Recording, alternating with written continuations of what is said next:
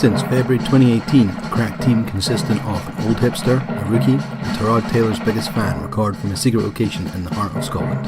Their aim is to try and dissect all things NFL. If you want their opinion, and if you can find them, this is the American Fitbaw Cast.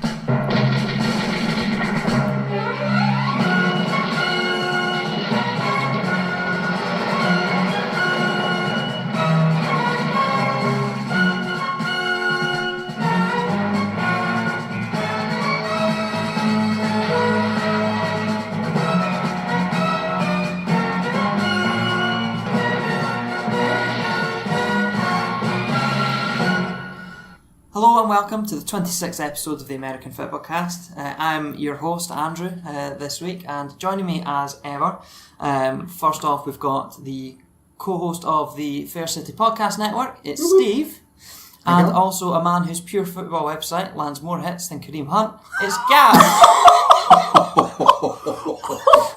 Jesus. Straight in there. Oh my days. When you said you had an intro sorted for me, I did not expect that. We shouldn't laugh at this. Sorry, right, how are you both? We're not laughing at Kareem-Hunt.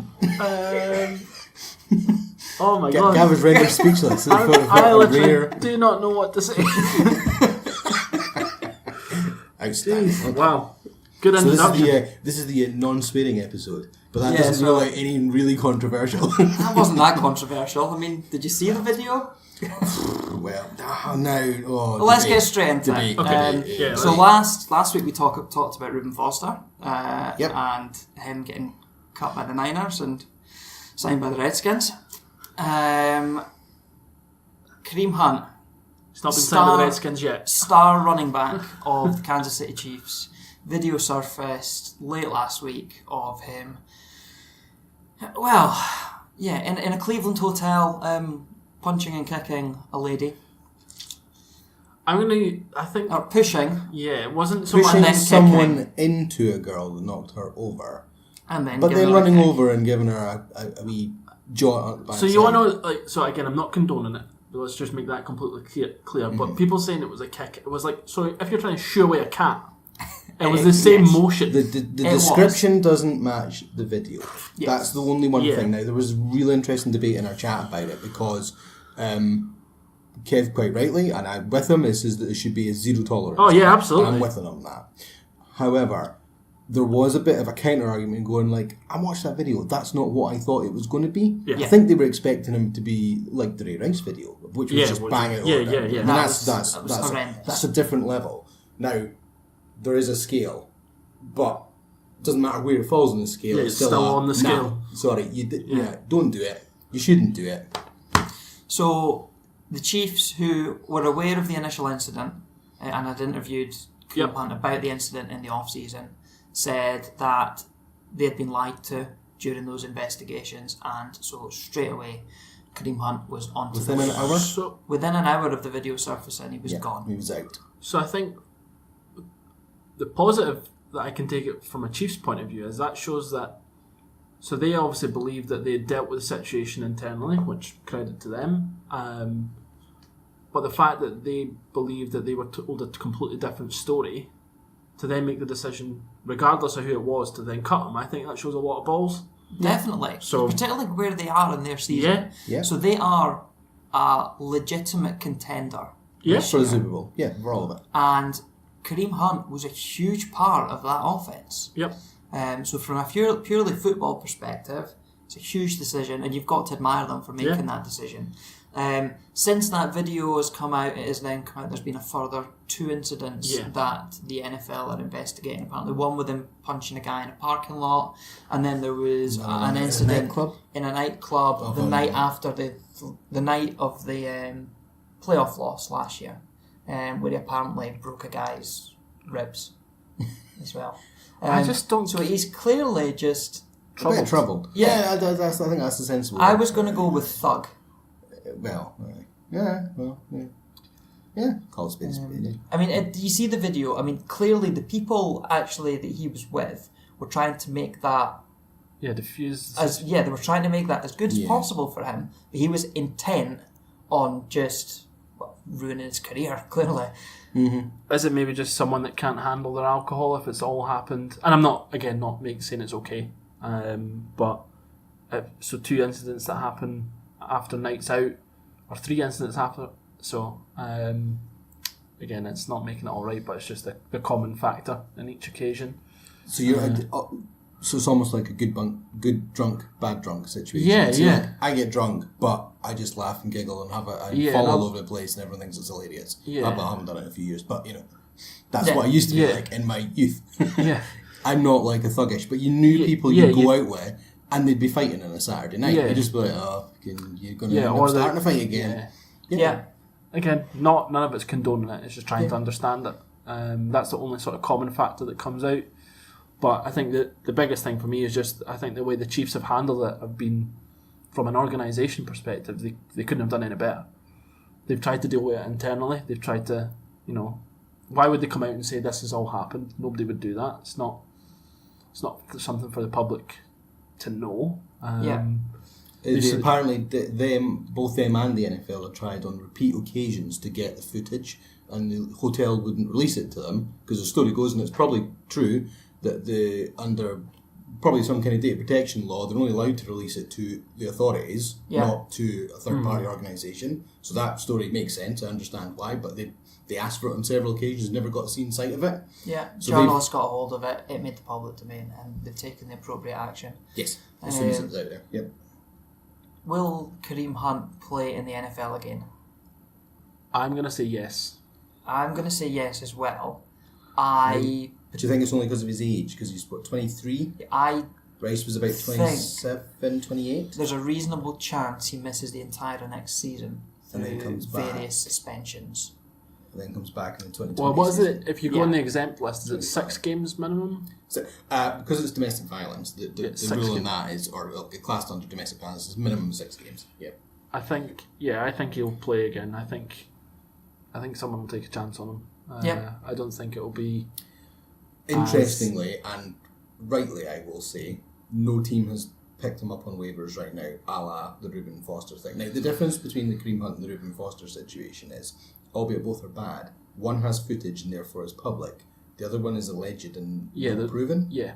It's the only unknown. Yeah. However, still not again, the fact it's even alleged means there's what the hell are you doing? Some girl is not going to come out, in a state that you've never met and make those types of... I don't believe it. I don't know. I don't want to get too dark into this, but... It could have... What are you trying to say, that potentially someone could make this up? And not to say that they are, but... I was watching the BBC's show, and as O.C. Omenura so often does, just says it the way it should be said. But he said when he was in the NFL... that there was quite often things just said about him that you're like, well, that has no basis in truth.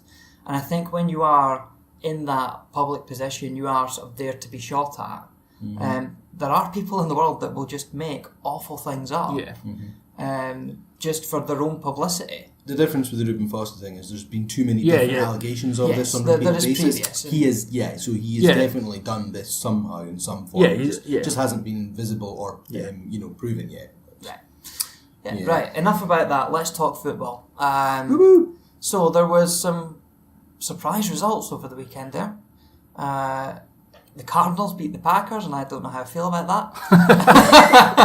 Well, what I was saying here is the good thing is, though, that the Jags won, as did the Giants. Yes. But a lot of the teams around you that also won. Won, yeah. So you've held flat. So that was the first time that the Cardinals have won against Green Bay in Green Bay since they were called the Chicago Cardinals.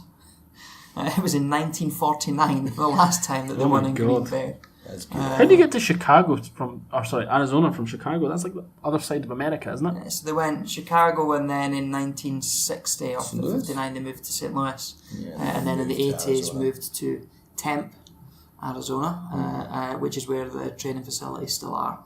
But the stadium then moved to Glendale, all in the Phoenix area. Mm-hmm.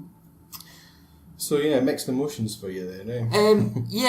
It's nice you got a win because actually your season has been really bad. You shouldn't have been sitting where you are now. Mathematically, we're still in the playoff race. Get out of here. Just run the table. Oh, so is that if you win Have out, you go to 7 win and out. 9, and Yeah. other results have to So go it's against like each week the in cut wildcard. now is Yeah. 7 and 9 for wildcards. Yeah. So everyone that's at wildcard would have to lose out. Yeah. And we'd have to win out. Yeah. It's quite funny. Highly unlikely, but how mathematically possible? Imagine, can because you Seattle are one of the ones that have to lose out. Yeah. So could you imagine if they lose out between now and the last game, we went to win out, we go to Seattle, winner You takes knock all. them out, yeah. Oh, it'd be amazing. It's not going to happen. For the last few years, there has been actually it's been the NFC East that's been the division that's done this the last 3 seasons now. The Sunday night game of the regular season is winner takes all and loser goes home. It's brilliant. The And way it it's could worked be the out. same. And I think it'll happen again this year. Whether it's the NFC East, I don't know, but there will be a game, I believe, where whoever wins it will go through and the loser will be out. Yeah. Or nothing. So effectively, it's like the pre-wild card game. Yeah. So that's sorry, on you Go go. on, you go. I was just going to say, so this game was a surprise, and then obviously we've seen the end The of fallout. Yeah, end of so Mike Mike McCarthy. McCarthy, after 13 years as head coach in Green Bay, was taken into a meeting after the game and handed his jotters, which is it was coming. He was not making it to next season. Are you surprised, that given the length of time that he's been there, that they did it so unceremoniously? That it was pulled into a room after the game. The and only reason I'm sacked? going to say no. Had you said this? Had this been last year and Ted Thompson was still in charge? I would have said, yeah, that's a surprise because they've changed GM and it's. I want to say it's Gutenhurst, but I'm totally probably wrong on that. Whoever he Mike is, Murphy, what was he? Or is he personnel? Sorry. it doesn't matter. Anyway, whoever it is, the GM is in charge. GMs always like to have their guy. Yep. There's a bit of a It's thing the about thing. that. Yep. So I'm not surprised that he's then, not when he's got the opportunity to pull the trigger, but things have been that bad. I mean, it's like if you take the 6 years prior to the last 2. So first in the NFC, first, second, first. They've dominated for 6 years on the trot, varying between 10 and 15 wins generally, getting through, Chances no are they're problem going at to all. be third this year in that division, I would think. Yeah, and in that stretch, hit the championship game twice. A divisional. They only lost once in the wild card in the last sort of 6 years, and then they finished third last year with a 7-9 record, and then this year 4-7. Yeah. So it's quite black and white when you look at the numbers stacked year by year, how things are just falling apart. So I totally see why they've done it. Follow that up with Rodgers' numbers over the same sort of stretch. So I won't go too in depth in it, but if you go into Wikipedia and you go into Rodgers' career stats and you just look at it year by year, sort of that stretch, he's hovering around 65 to 67% completion rate. Last 2 years have been 64-61. It's on a decreasing trend. And a lot of the other stats seem to be trending that way as well. And there has been a lot of rumblings that there is a lot of discontent between Murphy and Rodgers over the last season and a half. For whatever reason, we don't know. I don't know the complete details of it. But things seemed to be unravelling in Green Bay long before, and it just happened to be that the GM just pulled the trigger and was like, right, nah. Or the owner, whomever it actually is that makes the decision. So that's now 2 vacancies available in the NFL for head coaches in this off-season. I posed this question to both of you earlier in the week, so you have had a bit of time to think about it. You're a prospective head coach, and you are offered both the Green Bay job and the Cleveland job. Which one do you take? So there's huge pros on both sides, I think. So in Cleveland, you've obviously got that really young roster, lots of potentially elite talent, and an opportunity to really build your team. In Green Bay, you've got Aaron Rodgers. Yeah. Now, interesting enough, this will be one decision that I know I've made before, and I can't remember which episode it is, but I've said effectively the same sort of words. I would go to Cleveland because you've got the opportunity to go into a franchise that's been historically poor and do some massive improvements in there and go down in absolute infamy. And I can't remember what the context of the I conversation think was in prior to this. Cleveland, you have got the chance to build a Dynasty almost. Bill Belichick type, yes. Yeah, long term. You go to Green Bay, you're going to get 3 shit hot years out of Rodgers, and then you're into that, can he push it to 40, 41, 2-3 year window? You don't know. If is he going to do Peyton Manning and the wheels are going to fall off too quickly, or is he going to be Tom Brady and Drew Brees, and actually he'll still go another 2-3 years after, and it doesn't really matter. I think the type of quarterback that Rodgers is, when he starts to slide, it'll go quick. Because he's been banged up so much. That, and he's just... The way he plays, gunslinging. He's so explosive. And, yeah. And I think when he starts to slide... and I hope he knows when to call it quits, because we don't want to be looking at him like we look at Eli Manning right now. And go, why are you still playing? I'm absolutely all in on the Browns on that one. I think that is the move. I totally get that. It's actually, on paper, I think a lot of people will probably pick Green Bay over because of that instant quick win, and it's very short term in managerial circles. So that's that point you just made there, short term. You're talking about building a dynasty. How many years are you going to get as a head coach of the Cleveland Browns to build that dynasty? Well, Hugh Jackson got 3 and he got 1 win out of it. And a bit wins, 3 wins. I don't think they'll accept that anymore. This is... I know what you mean. So, you can say that you could build a dynasty, but that's relying on success in your first year or two. In a division with the Steelers, who, haven't been as good this year, but... still in the mix. Yeah, pretty likely to hit the playoffs again. Tomlin, he's creating. He's what, the second longest tenured manager? Yes, at the moment? Yes, second. Behind only Belichick. Yep. We were talking about this the other day, but I can't remember what order. No, he's got to be third. Marvin Lewis is second. Oh God, because that surprised the utter buggery out of us. Yeah. Is it? Gav's mind is blown. Yes, Marvin Lewis. No way. Fucking hell, huh? proof that giving someone a long piece of rope doesn't always work out to their advantage. So, I guess, back to the point I was making is, are you going to have enough time to build your dynasty? I know you've got Mayfield, Garrett and Denzel Ward that all look really good, but the rest of the roster still needs a lot of work. As much as the Browns have improved, you're relying on, so you get a new coach in, you're relying on Mayfield then potentially in a new scheme, which you have to take into consideration, and that could regress him, having to learn a different playbook. I don't think it will, but it won't be easy for him. You're relying on people picking up new, if they stick with Greg Williams, that's good, I hope they do, but if they change that, because a head coach could bring in his own team.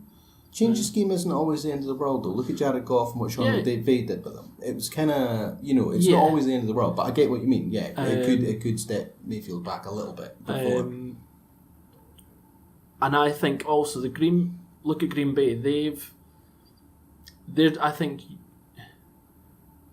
where are you more likely to reach the playoffs in 3 years? Green Bay or the Browns? Which team's more likely to give you 3 years? Green Bay or the Browns? There's probably not much in between it, because they've accepted it with Mike McCarthy. Which team is more likely to actually back you and give you the pieces to go and win, though? So the Packers have changed philosophy. Yeah, so they're all draft and develop and from within, and let's not do free agency.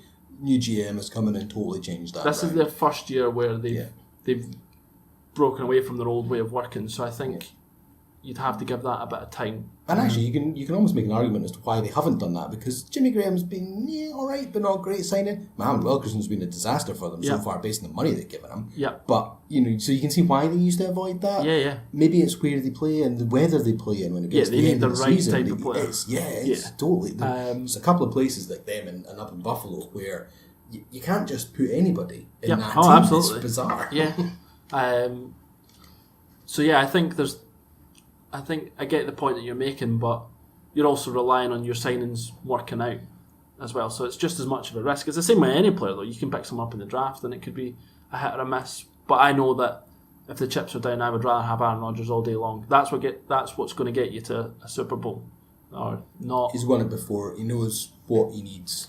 He knows what it takes. I think right now in the NFL, or moving forward in the NFL, I don't think you'll see coaches getting much more than 3 years. If you put a 3-year span on This seems to be a development in sport globally. yeah, Where team managers just don't get the time no, not like that they it used to be. get. No, Well, football, as in our version, the soccer version. The one where you actually kick a ball with your foot. You mean? That's it, yeah. haven't you heard of how important kickers are in the NFL? Oh, talking about kickers, how about that Johnny Hecker point? For those of you that haven't seen it, Please Google it. Go and find out. It's like absolutely staring down the camera. Grabs the ball off the spike. No, it's not a spike. Fucking whatever it is. Off the snap. Off the snap. Yeah. Sits it. Points at the camera while the kicker's thrown up. Just points as if to say, "Hey, you've got this, baby." Film straight through. It's just imagine how unreal. bad Ballsy. that would have looked if it didn't go in. Gone wrong. Yeah. How awesome is Johnny Hecker in Johnny general? Hecker is awesome. He's just brilliant. I jumped sideways now, and I've gone so far sideways. So we'd gone from we were talking about Browns tenures versus of Pats. managers, Oh, and yeah. how So actually soccer in and football. Right. So there's 20 teams in the English Premiership. Out of the 20 managers that start on day one of the season, what are you going to get by the end of the season? 10 months you're later? probably going to 12, 13 of lose- them anyway. Yeah, you're But probably going to lose about 8 of them each year. it's ridiculous. That as a percentage term, that is awful. And they bring somebody in, they'll get a new person in, they'll give them a 2-year deal or whatever. And how many of them last 6 months of it? It's mental. Well, I mean, if we look at the going completely off track from NFL, but Mark Hughes was sacked as Southampton boss after 10 months. And he would have been given a couple of years contract and Probably, healthy yeah. millions and has to get paid for that to get rid of. But but actually then jumping back to the NFL now, you're right. Global This is team becoming sports seems to be going Yeah, it's about winning more now. and more that way. yeah. It's about win now, and then I think if you take that into consideration, where can you win now? It's not Who's the the Browns. manager that was one and done 2 years ago?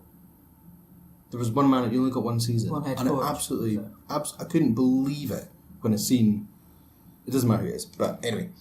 But in terms of tenure, it used to be they had an old. The Giants bring somebody gave- in, give them a long, maybe 5 or 6 years, and it's been slowly shorter, and now it's about 2 something 3. Yeah.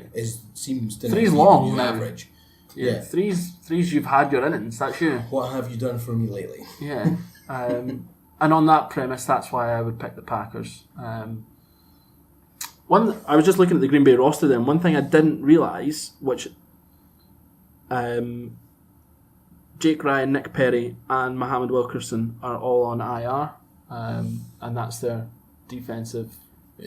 Front. So you've got Clay Matthews, Good piece who's of them. regressed a bit, but has he regressed because he's missing all They'll his? be complementary pieces. Because actually, Mike Daniels is he's someone that I really like. He doesn't get a lot of love for what he does. As a unit, they were playing pretty good at the Yeah. beginning of the season. So I just- the defense has fallen off a little bit. Because there's so many injuries in the NFL, it's hard to keep up with. But just when I seen that, then I was like, oh, actually, maybe that makes a little bit of sense why they've fallen off a tree. So, talking of injuries, Redskins Excellent. lost another quarterback. Steveway. The Steve way. It's like a New version of segue. the segue, but shit. I wish we could have given. You've done about Oh, they're so 15 close. times this. How close did we get? You've been all over the place. I thought it was my first spin. No. Oh, really? I'm not even going to do it. Apologies, Yeah. everyone. Oh, dear. Fuck Rass. Oh, dear. Right. Redskins. Redskins 13, Eagles 28, and that's another broken leg for a Redskins quarterback. Now, before you start, I'm just going to throw this in because it's the only piece I've got on this before we'll pass over to a resident Redskins fan to give us a more in-depth. So, I thought, when the hell was the last time a team lost 2 starting quarterbacks in a season? Or a starter and then whoever backup. replaced. And I couldn't really find it very quickly. However, I found this really interesting. There was a game of Monday Cardinals Night Football. last year. There wasn't a severe second injury. Was it 2 that hit IR though? But, and then you were down your third string. Did we? No. There's teams in turmoil like the Bills and Browns that will go through 3 or 4 quarterbacks, but to me that's not the same situation. What I was meaning is you've got Smith, you starter for the season. Well, we lost Carson Right. Palmer last year. He broke his arm. Yeah. And then, what was the name of the guy? Glennon? Was he your backup? No, he came in this year. He went to Chicago. We had Blaine Gabbert, who was our third choice, but who was our second choice last year? I can't even remember Josh his Johnson? name. No, Blaine Gabbert and it's gone. No, I'll remember. That's not Bald. his name. He was bald, and he went to Chicago. He always wore a helmet, so I don't know if he Mike was Glennon. Ryan Mike No, Glennon. Mike Glennon is this year's backup. Oh, he came just from said Chicago. We'll be faster Googling. Anyway, let's just... Anyway, right, he got injured and he was certainly inactive for a period through injury, so we were down to our third string quarterback, but they didn't both hit IR. Okay, right, yeah. Oh, well, anyway, so I was having a look saying, right, has this happened before? But what it did give me is this happened in one game once. Go back to November the 12th, 1990. It was a game between, would you believe it, the Philadelphia Eagles and the Washington Redskins. That's weird. Oh, wow. Really weird. The score in that game was 28-14. Oh, 1 point off. difference of being exactly Wow. the same. It has now been Wow. named the body bag game. 9 Redskins players hit injured reserve off the back of this. 9. Including their starting quarterback and the second string quarterback. The guy who finished the game was a rookie Wide receiver or something. rookie running back called Brian Mitchells. Unreal. Wow. That's some... So I actually really want to watch this game. Stat wrath. The head coach of the Eagles at that time was a certain Buddy Ryan. Wow. Who notoriously went at quarterbacks, and that was back in the day where all the rules Shit were the flew same by, they are yeah. now, and you basically target. This is like Greg Williams' fucking Happy Day. Yeah. Anyway, that's all I've got on this. That was a lot to have in it, to be fair. It's more than anyone else has had ever. I actually did a bit of preparation. So, something I wanted to... Obviously, it's quite weird to get 2 players to have broken legs. We've got Mark Sanchez, which is disgusting. We've got him backed up by Josh Jackson, which is also disgusting. And you're definitely not signing Colin Kaepernick. Ooh, that was his collusion case is one. Oh, God, that was unreal. I don't think we want. They dismissed it so quickly. It's like I presume did they kick the tires on? So what they've said though is, it was a purely football decision because he won't know the system. So he's Actually, been. you did say this, and I get that. He's I been. do get He's that, been actually. out of football for. Too long. Yeah. No. And whether he's in off season to get in somewhere so he can. Josh Jackson has at least been on active rosters and things like that, so he at least knows stuff. He knows what he knows we don't know, but he knows stuff. He drinks and he knows things. So, it's really unfortunate that this has happened. We were 6-3 at one point, and we're now 6-6. 6-6. Yeah. So, and not that injury to Alex Smith. He wasn't having a great season, but he was effective. He was effective. He was the Alex Smith that you expect, isn't he? Yeah. You'd far rather still have him than what you've got now. Yeah, absolutely. There was a bit of a quote that I don't know who said it, but the playbook that Sanchez was capable of delivering wasn't even worthy of the third string backup in pre-season. Yeah, that's kind of the level. Yeah, well, we only signed him. Preparedness. I think we signed him 2 weeks ago, and I think he had limited reps with a scout team, they said. So he didn't even have full reps with a scout team. Yeah, no, because he was the third choice. Yeah. He was brought in really right down the roster in very comments. So he just hasn't been given the time to learn anything. Injuries, obviously, in the NFL, you can't predict them, and they do really affect seasons, but they really affect them when Tyler Catalina, guard, injured reserve. Jaren Christian, tackle, injured reserve. Jonathan Cooper, guard, injured reserve. Ari Kuangio, I don't know how you pronounce that, guard, injured reserve. Sean Laval, guard, injured reserve. Starter. Yeah, there's a couple. If you've got any guards left. Brandon Scherf, guard, injured reserve. Starter. So that's... And arguably one of the top 5 in his position. So we signed... Trent Williams has been... Is he he's actually an IR? He's not an IR, he's just boomerang pretty much in and out of the lineup. Yeah, busted his finger or something, yeah. You had none of your starting lineup? So just to give you an example, we signed Jonathan Cooper 2 weeks ago and he's now an IR. Oh, Jesus. So, yeah, our offensive line has been absolutely decimated this year. And it's unfortunate, you can't predict it. And I don't think it's anything to do with the way that we play. It's just a really freak thing to happen. And normally our offensive line's pretty good. So it nullifies Peterson. And our wide receivers also, Paul Richardson is on IR. Jameson Crowder's been on IR this season. We've just had a horrendous year for injuries. You field a team from IR. Yeah, we pretty much could. Yeah, it's pretty tough. So, right, let's move on from a team that have suffered with injuries this year, to a team that have historically suffered with injuries, but are probably maybe not getting the love they deserve this year. The Chargers are now 9-3 after a win in Pittsburgh. Very good win for them. 33-30. Obviously came last kick, was it? What was that last series all about, though? I didn't see it, but there was a the kicker penalty. missed. But they tried to ice him, so he got a second shot at it. Yep. But then there was some weird penalty problem. Yeah, so, you know when they try and block the kick and they make contact, and then they tried to jump the line and touch the... Yeah. Right. Gives the penalty, brings it in.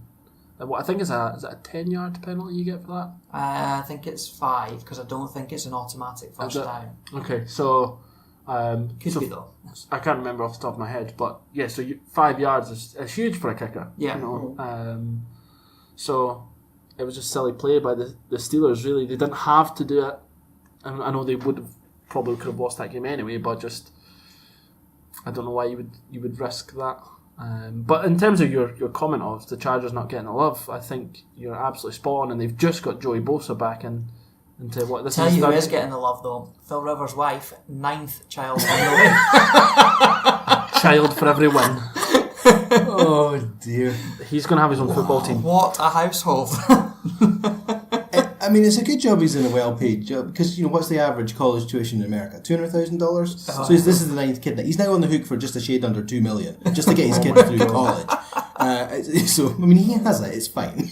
He's just trying to play the odds. He's trying to get at least one of his kids into the NFL. If he puts enough of them out there, one of them will get there. It's a guy who's like, better try again. Wow. Janet's 9 children. He's not the NFL's top shagger. That is Antonio Cromartie. But by Christ, at least he's been sensible and sat that So Cromartie was 13 children to various different... 8 different ones at least. Love that behaviour. And in like 7 different states. Yeah. I mean, it's not like it's all in the same town or anything. He's just all over the place doing whatever. Can't know about each other. Player! He's absolutely just being a dirty bastard. Do we think the Chargers can win it? That's another one. We should put a swear. Do I think the Chargers can win it? Yeah. No. I don't think so either. Why? I'm like almost... I think in seasons gone by, yes. But I think the Rams, Saints and Chiefs are on a different level, and the Patriots will do what the Patriots do, and they'll be there or thereabouts. And I know we all hate it, but they will. I would love to see the Chargers in Atlanta. Is Atlanta this year, isn't it? It is Atlanta, yeah. I would love to see the Chargers in Atlanta in February. Do I think they'll be there? No. I don't, just a rivalry with Kev. No other reason. I mean, I like a lot of the players, but I dislike Kev. So Harsh. I know that he's going to give me it tight at some point, so I may as well just be one of our last remaining followers, and you're just slagging them on every team. They're in the playoffs already, but they're going to have to go through the wildcard round because they share a division with the Chiefs.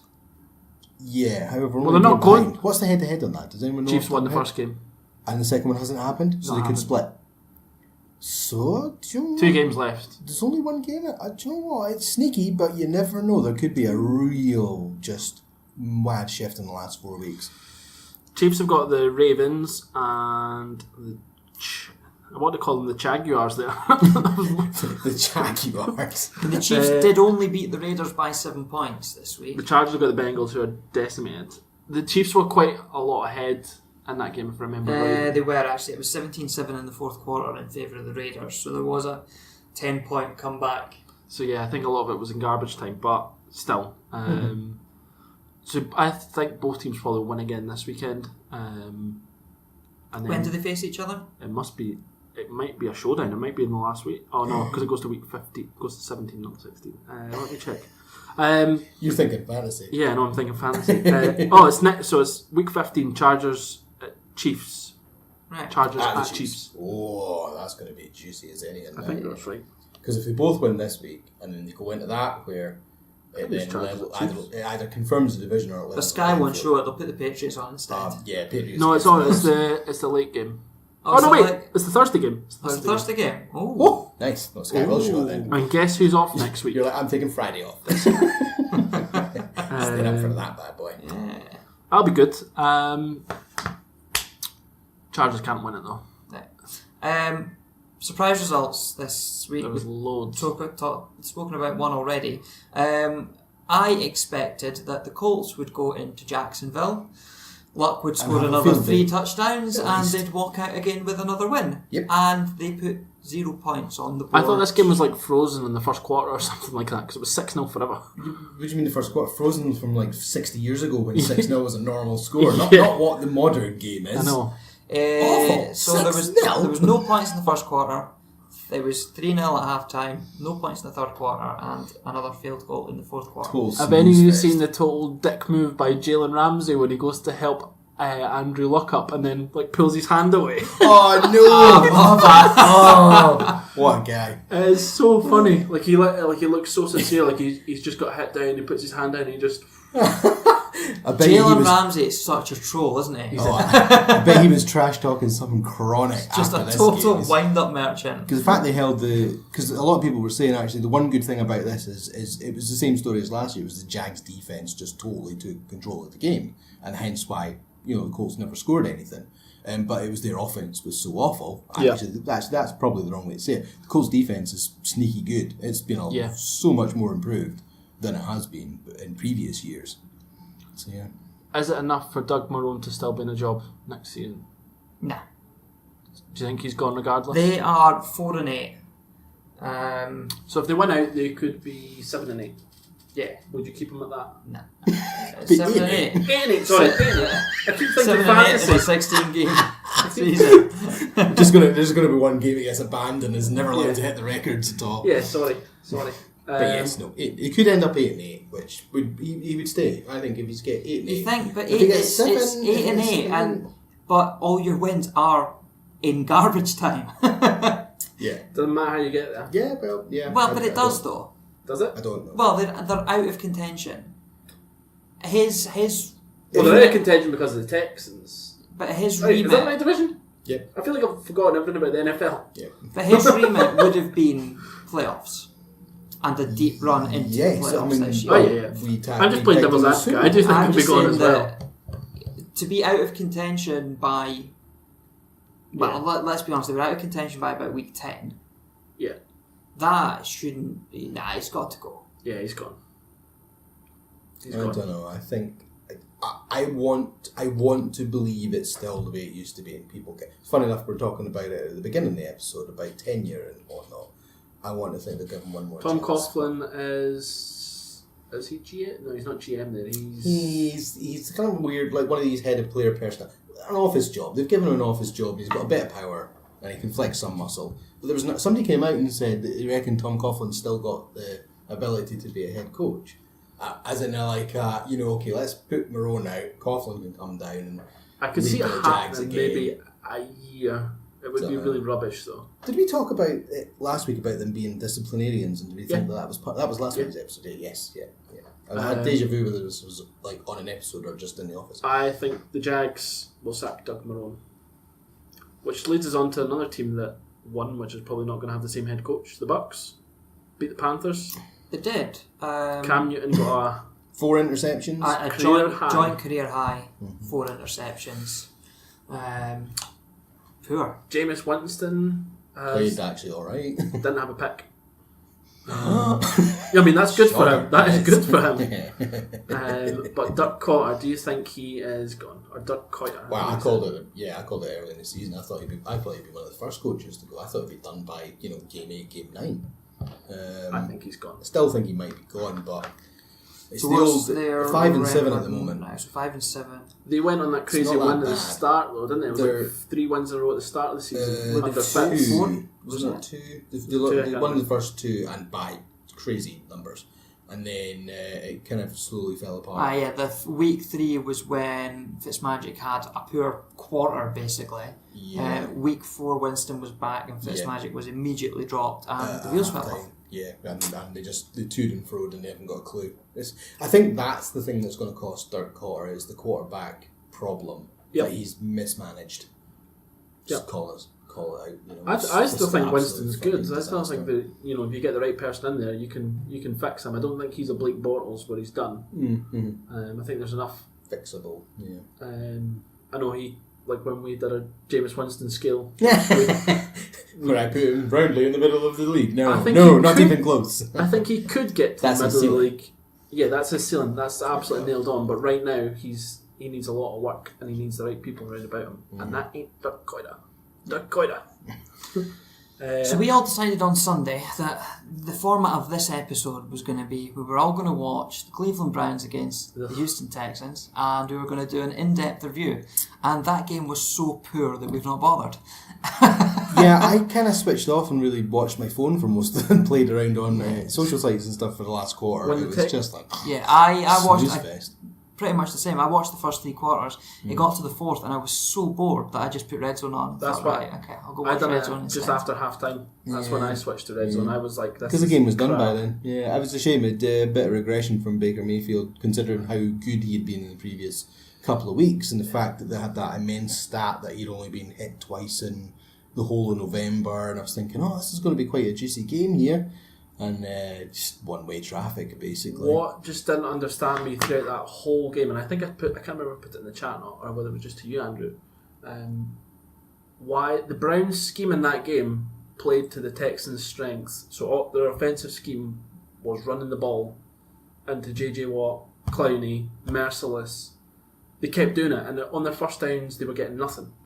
And then they were getting to, a lot of third and longs. Yeah. And as good as Mayfield has been, he's still a rookie quarterback. He's going to make mistakes, especially under pressure. Yeah. He's got the character to get over it when he makes a mistake, but he's going to make the mistake.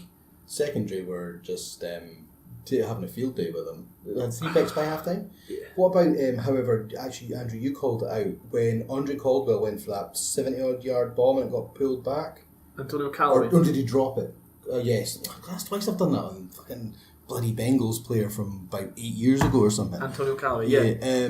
Where Mayfield goes and over to Mayfield him. ran straight up to him and says, "Look, don't worry about it." Was that the one we fumbled in the end zone? Yeah. Yes. And it should have been like a That would have was changed pretty the cool. game. Like, that was pretty. That cool. was right at the stroke of half time, is that right? And that could have changed the momentum. In the So, I said to you at the point that I thought that just showed the leadership skills that Mayfield clearly has, and that he was sort of straight in, and let's on to the next one.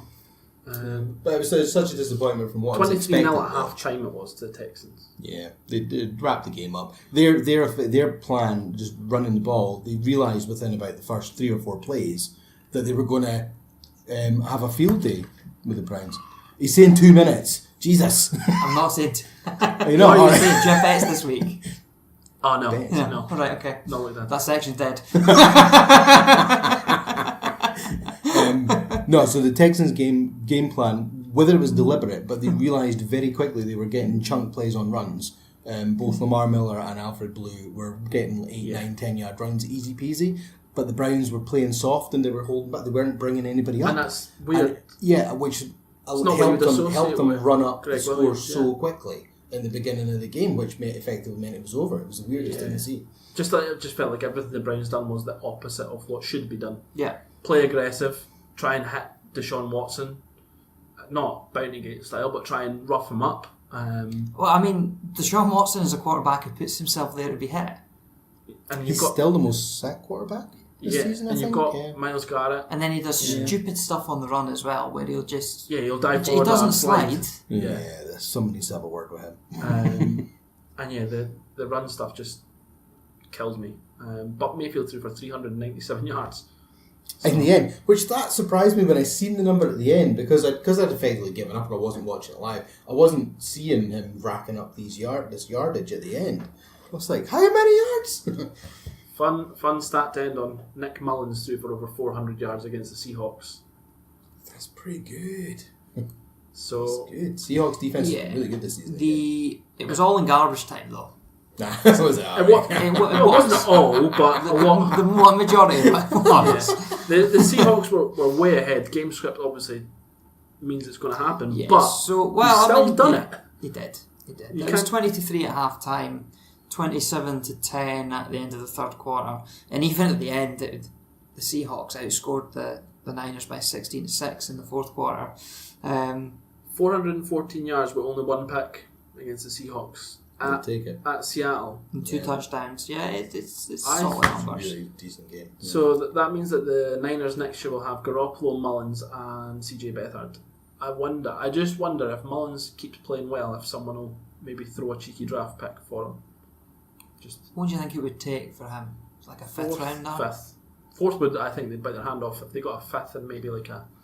Or do they keep Mullins and move on Beathard?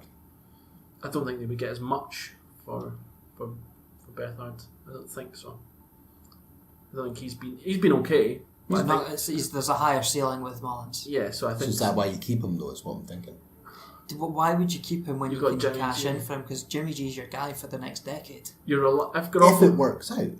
Yeah, It's kind of like, right, so the Patriots have drafted good quarterbacks routinely, thinking at some point Brady's time's going to run out, and they've managed to jettison Brissett, Garoppolo. There's probably been quarterbacks before that who they've been able to get some capital for because actually Brady keeps going longer than he should have done. But there's always that security blanket. You want a good number 2. Look what happened with the Eagles last year. So that's the only counter argument I'm making, is thinking that if you're the 49ers and you're thinking I want to create as good a roster as possible, out of those 2 as a backup, if Mullins is the better of the 2, why don't you keep him? I totally get the point. Ship him for draft capital. I get it. But if you're thinking I want my roster to be the best, you get rid of your 3rd stringer. So I don't think you get anything of a value for Beathard. I think at best you'd maybe get a 7th. So you just cut him. But is it? No, you wouldn't cut him. 50%? You would keep him as your backup because you're not going to get a better backup with a 7th round pick, whereas you can, or a better player in your overall roster for a 7th round pick, where you can get a better overall player for your roster in the 4th round. And there's a lot of work that needs done in their overall roster. So that would be my logic behind it. That 4th or 5th round pick, I can get someone that helps me in a position of need, and I can trust Beathard if Jimmy G doesn't stay fit. Yeah. And they're so actually he brings us full circle at the beginning, the old short term versus long term thing, eh? But it's not. I think they're so invested in the contract they gave Jimmy G that he'd have to do something completely fucking crazy for them not to. He would have to properly tank over a bit season. like Sam Bradford's rookie deal. Yeah. 70 odd million, and it just was a waste of money. So yeah. And much like Sam Bradford, I think this episode is over. I was actually... I should have said it earlier. This episode is over. I'll say it off air. Maybe it's an opening gambit for next week. Nah, You're hosting next week, remember? We'll see. We'll see about that. Gav, anything to say to close the episode? No. Steve? You can get us at the AF Cast, or have I taken your... On you go. I did this to you last week as well. There's actually been quite a lot of interaction on Twitter the last couple of weeks, which has been really nice to see. British Bird Gang in particular, giving them a shout out. Hope they listen. But he's your fellow Cardinals banter that's been going on. Something mutual chronic. depression, almost a depression at winning, just because of how doesn't help. It doesn't help at all. But fun all the same. So yeah, hit us up on there. Yeah, the AFcast on Twitter, the American Fitbaw Cast on Facebook. Find us at the usual sites, which if you're hearing this, you have found us. And we've got some web space on the Fair City Podcast Network these days as well. We do, and I actually have all the episodes sitting there, so it's a nice easy place. All the episodes are embedded, so you can just stream it through the website. You don't need to, link from there to somewhere else to get the episode. Everything's kept in-house, all 26 episodes. So yeah, 25 so far, but if you've just discovered us and you want to listen back to some of our previous episodes, what is it, fcpn.net? Yeah, FCPod. fcpod.net. Yes, God, that's the one. myself there. Yeah. fcpod.net. Did you just fart? Oh my god, Steve! Oh my god! Oh my god! That was horrendous. I'm so sorry. Pray to God that the mic picked that up. We'll see you next week. You've been listening to another great podcast from the Fair City Podcast Network, a group dedicated to connecting and developing podcasts. Check out fcpod.net for more great podcasts and content.